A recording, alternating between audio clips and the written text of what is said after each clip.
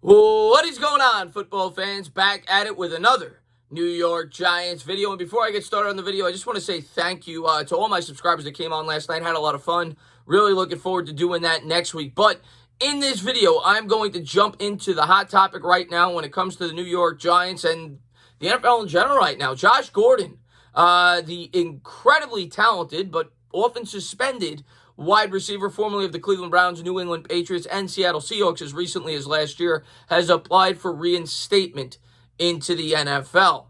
Of course, the MO on Josh Gordon is the guy can't keep his head on straight. He's been suspended numerous times for the use of marijuana, I believe, for alcohol, and possibly steroids last year. I think it was a performance-enhancing drug, and now he's applying for reinstatement. Now, the one key change to this year's rules in the NFL is the fact that they changed the drug policy and that you can no longer be suspended for smoking marijuana. And there is no player in the history of the league outside of maybe Ricky Williams that would benefit more than Josh Gordon. Josh Gordon is still relatively young. He'll only be 29 years old next year. He has had a big problem with drugs dating all the way back to his college days at Baylor, where he was suspended 2 or 3 different times before being kicked off the team, and then had to apply to the supplemental draft where the Cleveland Browns surrendered a 3rd-round pick to bring him in. It is, with Cleveland, where he really took off his first 2 years in the league. He was suspended the first 2 years in 2013 after his rookie season, in which he had 805 yards.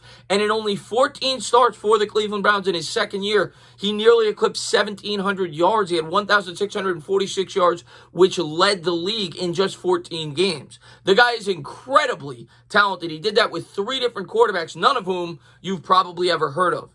And since then, he's had more and more problems with suspensions. He missed all of 2015 and 16 due to suspensions. But with the new league rules, he probably wouldn't miss that. But now, one thing you have to question is his work ethic and things like that. And one thing that the New York Giants have had to deal with this entire offseason is players who have made boneheaded decisions. Guys like DeAndre Baker, whether he did it or not, put himself in the wrong situation. It seems as if Aldrick Rosas probably did what he did and probably will not be back with the team. So it'll be interesting to see if the New York Giants would be willing to take on a situation like this. The one thing I will say is you have very little to lose. This is a guy with a clear track record that you would only have to sign on a 1-year deal, probably a near league minimum contract, wouldn't cost you much, and would help if his head is on straight at one of the New York Giants' biggest areas of need. Amani Toomer came out a couple of weeks ago, made a video on it, talking about how he feels the New York Giants receiving corps is this year's biggest weakness. Now, I would beg to differ in terms of the starters. I think Slayton, Shepard, and Tate are at least adequate, about average in terms of a receiving corps, but they definitely lack a number 1 option. The question is Josh Gordon a number 1 option at this point in his career? Probably not, but he's definitely a guy that would add some depth. And I'd have a lot more faith in him than a guy coming off an injury like Corey Coleman if he were to come back. Corey Coleman's been a bust since he came into the league, another former draft pick by the Cleveland Browns. Josh Gordon, as recently as 2017, was clocked as having speed of 4.3 flat by the Cleveland Browns when he was, I guess, working out to come back with the football team. He stands at 6'3", 225 pounds. He's a physical specimen who would really fit this offense well.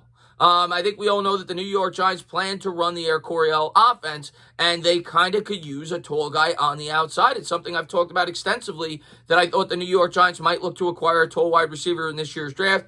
I said that, guys like Reese and John and Benjamin Victor, undrafted free agents, may be able to crack the squad. Well, could the New York Giants look to free agency to bring in more of a proven commodity? As recently as 2018 with the New England Patriots, he caught for 720 yards in just 11 starts. And that is the connection to the New York Giants and Joe Judge. Joe Judge last year, where Gordon had 6 starts with the New England Patriots, was the wide receivers coach. They've, of course, brought over a lot of coaches who have coached with Josh Gordon on the roster. Patrick Graham, 1 year was there for 1 year. Obviously, he didn't coach him. Brett Bielema was there for 1 year with Josh Gordon. So the New York Giants definitely have ties to Gordon. Now, Gordon could go to a number of places, and I'm sure there'll be a couple of teams that will be vying for his services. But the New York Giants may be the best opportunity for Gordon to shine, being that they're incredibly thin at that position. And even with their top 3 wide receivers, I think we could all agree that Shepard and Tate are probably better suited in the slot. We don't really have an outside presence outside of Darius Slayton in an offense where you could really use one.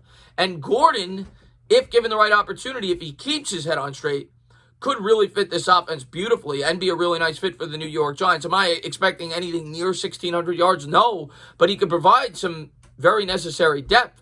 But the thing you have to ask yourself, is he worth the potential headaches? The good news is you'd have an incredibly short leash. This is a guy who's on his sixth chance probably in the league, and you really have nothing to lose. It would be a one-year deal for a very small amount of money, and it would be interesting to see if the New York Giants would be willing to take that risk. They haven't really shown in the past that they have, but the Patriots, however, where Joe Judge is coming from, have been able, have shown that willingness to bring in players at the wide receiver position specifically to fill that void with a history. Guys like Antonio Brown and guys like Josh Gordon.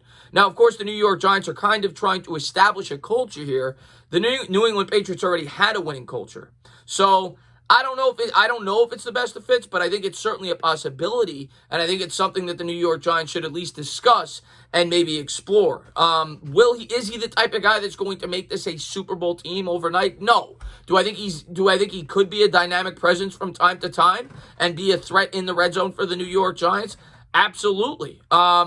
So it will be interesting to see if the New York Giants do give Josh Gordon a look. And if they do, I'd completely understand it. He's incredibly talented and would fill one of the biggest needs on this roster. We'll have to wait and see. Like I said, they'll measure the pros and the cons. But being that Joe Judge has really had to deal with a lot already this offseason with players on and off the roster, he would have to have a lot of confidence in bringing in a guy like Josh Gordon. But knowing that he has some experience with him, maybe he's willing to take the risk, especially with the new drug policy in the NFL. As always, guys, if you liked what you watched, please subscribe, drop a comment, maybe give me a little thumbs up. Cheers.